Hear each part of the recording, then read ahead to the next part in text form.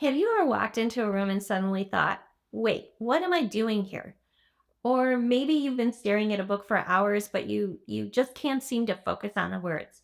If you're nodding your head right now, you're not alone. So many of us have been told that brain fog and memory issues are just a normal part of menopause, and we've got to grin and bear it. Or we jump to the worst case scenarios. Our memory issues are probably the early signs of dementia, right? But what if I told you that that's not the whole story?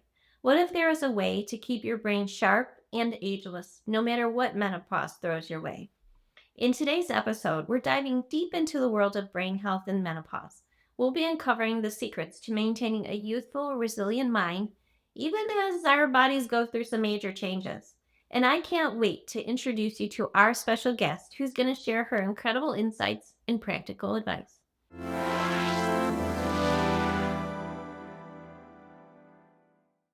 I'm thrilled to introduce today's guest, Patricia Faust. Patricia is a gerontologist and focuses her passion on brain health and aging. For over 2 decades, Patricia's worked closely with seniors who are navigating the challenges of memory loss and dementia, and she's seen firsthand how powerful knowledge and support can be in helping people maintain a sharp and healthy mind as they age. Through her website and her new book, The Boomer Brain, Patricia's empowering an entire generation to take control of their brain health and embrace what she calls an ageless brain. When I think about Patricia's work, what stands out to me the most is her incredible commitment to making a difference. This isn't just a job, it's a mission.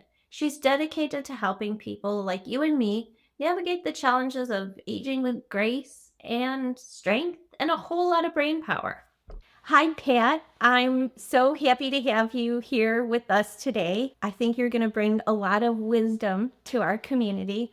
You've written many articles, you've launched a website, you've published a book recently called The Boomer Brain. But what really interests me about your career is that you sort of changed things up in midlife and you followed your Yeah, passion. Could you yeah. tell us about that journey? Um, yeah, it was I wouldn't call it serendipity, but I guess it was sort of fate. But I started out my very first career, I was a med tech. I worked in a hospital lab and I worked in clinical labs for almost 23 years. So I actually lost my job and I decided, well, I had always wanted to be an aromatherapist. So I've been working with people with dementia, and I thought, well, this would probably work. So I went to school and I got a certification in clinical aromatherapy. The same week that I signed up for that school, I signed up for an undergraduate degree in gerontology. And so for a few years, I went to two schools and I worked full time. But I loved everything I was learning, and it was incredible how happy I was. And I ended up getting an undergraduate degree in gerontology, but I also got a nursing home administrator's license.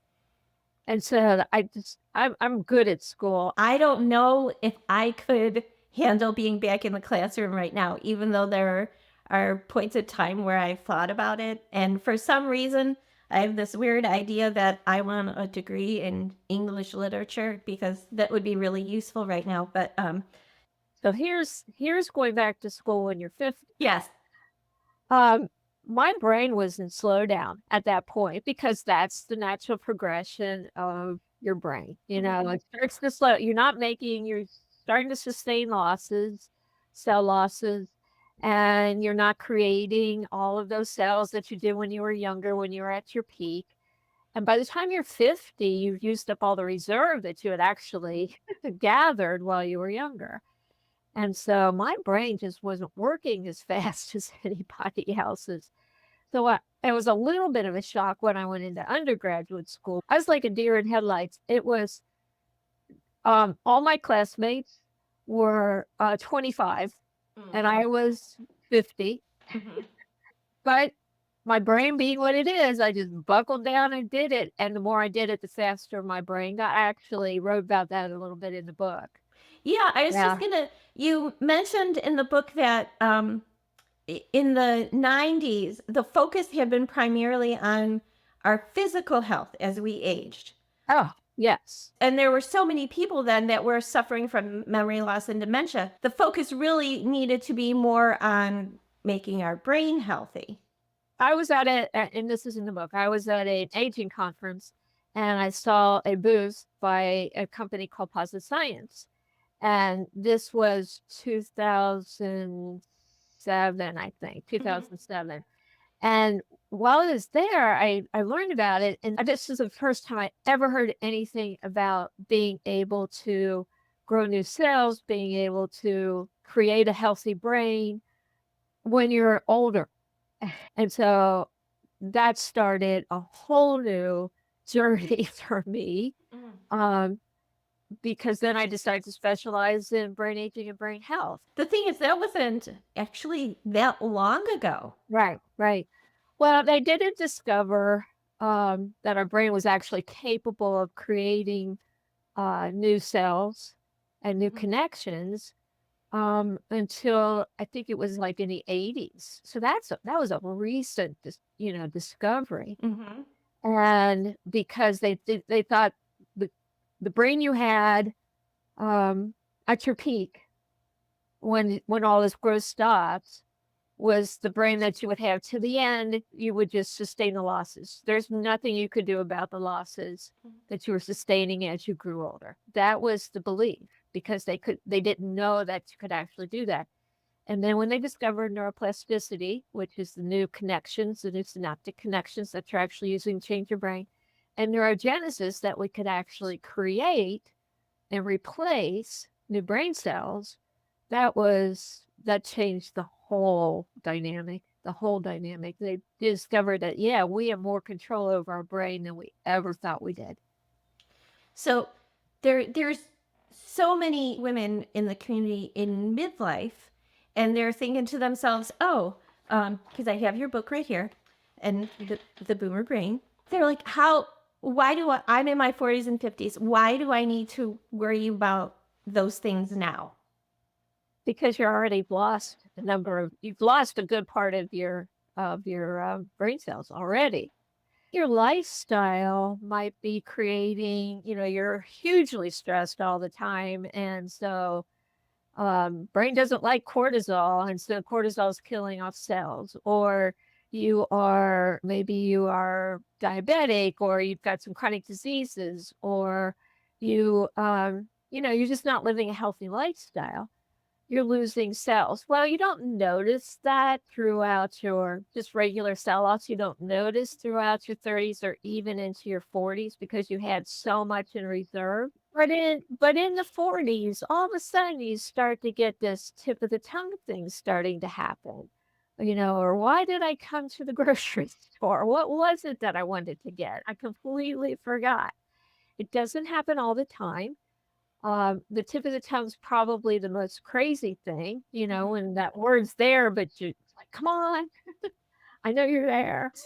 What It, can you do to reassure women that like all hope is not lost? unless your life is really chaotic and difficult and you've got a lot of issues going on, your cell loss is not significant. You're still, if you do your regular stuff, if you still have to think hard at work or accomplish things, you're still creating cells. So if you're living a healthy lifestyle, and nutrition is going to become bigger and bigger and bigger part of this because they're finding so many connections to gut health and brain health. We actually have a little brain in our gut. Hmm. In fact, you produce more serotonin in your gut than you produce in your brain. So nutrition is going to start be playing a really critical role.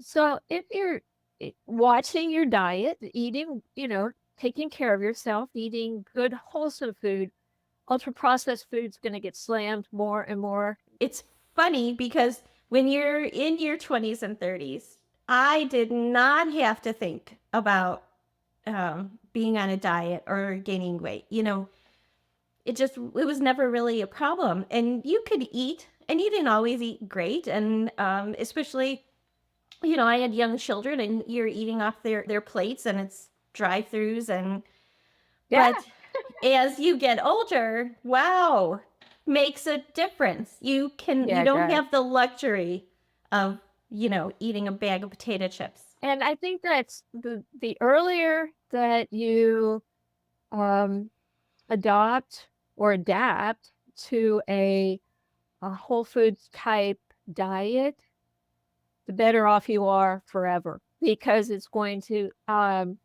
really um, like cholesterol and heart disease and liver disease and any of those other diseases that are really have an impact due to your diet, you're going to be in much better shape. What are some of your favorite foods? You saying that nutrition is such an important part. So, And so I believe that I always talk about dark red skin fruit and green leafy vegetables.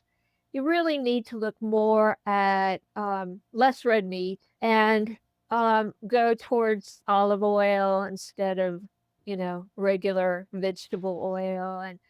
And you're looking for the nutrients that are in these foods. The Alzheimer's Association has produced a little list and endorsed the MIND diet. And the MIND diet was a combination of the Mediterranean diet and the DASH diet, which was the heart blood pressure diet. So they put it together and put it into what they call the MIND diet. And the mind isn't just about brain; it's an acronym for a whole bunch of stuff.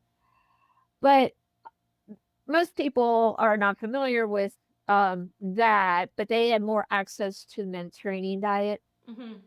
And Mediterranean diet was the original diet that all of this was based on. I want to speak a little bit about for women with these diets because, estrogen's taken a big, huge dip, as you go through menopause. And it's really critical for women's health to maximize what you've got as far as estrogen is a big protector of Mhm. women's brains. And so they might be feeling brain fog when you're going through menopause, and that's very, very real. Um, but you need to replace some of these losses with nutrition.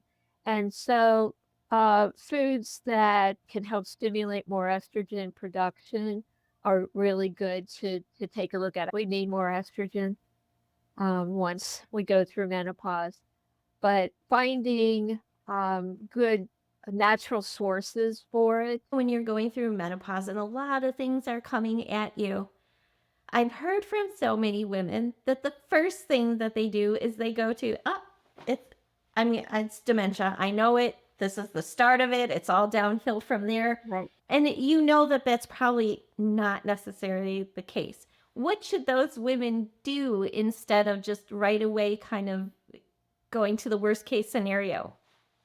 It's scary. I understand that. What I would say is the more you worry about forgetting something, your brain's not going to let you remember it for a while and it'll come back. And so just don't get upset every time you forget something because that's just a normal part of aging right now. Our brain Yeah. is not working as fast as it used to, as sharp as it used to. Your memories are still there. There's different tricks that you can do to start to, pull up memories if you think you're forgetting it. But I also give myself some tools and I use some strategies. If you're really, really busy, and who isn't, Yes. and you're thinking about a lot of things at the same time, your brain is not good at multitasking at all. So it can focus on one thing and get you through that, and then focus on the next thing and get you through that, but it can't do two things at the same time. And you're going to forget to do things. And it's something that you've known forever is going to be gone because your brain's too busy working on something else. Mhm. Give yourself some slack. Yes, I agree. It's okay. Secondly, if it's something that you can't afford to forget, write notes to yourself. I take a grocery list because I know I'll forget something if I don't take a list. Yes. And make sure you keep a calendar on your phone. Go ahead and put down every appointment that you're going to have. It Mhm. doesn't matter if it's taking the kids to school or picking them up. Put it on your calendar. On Sundays, take a look at your calendar for the whole week. So you know sort of where you're going to be and you know what time you need to be there. Each morning, take a look at your calendar for the day. If you've got a really busy week and, so you don't have to sit there and worry, oh, I can't forget, I can't forget, I can't forget. You've got your calendar right in front of you. Keep it current. And then when you have to make other appointments, you still have everything down there, so that you don't double book, you know. Um, those organizational things save a lot of stress and worry, and brain fog makes it a little tougher. But when your brain has less that it has to do, it remembers to do the big things you need it to do. These other things are just wear and tear on your brain. And so these beginning signs of forgetting, it's just your brain's working a little slower, you're not getting the info as fast as you used to, and that's frustrating. But when you start noticing things, you really need to start to pick up the brain healthy lifestyle because nobody's too young to start. So let me just mention what the different parts are. It's move it, get up and exercise, challenge your brain, you know, go to some place where you don't know the language, you don't know where you are. That is wonderful for challenging your brain. Or do a day trip someplace. It doesn't have to be going back to school. Learn a new hobby. Whatever it doesn't matter. Just do something that your brain's not used to doing and it's hard for you to do. And then as it gets easier and easier, you're improving your brain capacity. Eat right, nourish yourself, give your brain and your body what it needs. Socialize, connect with other people.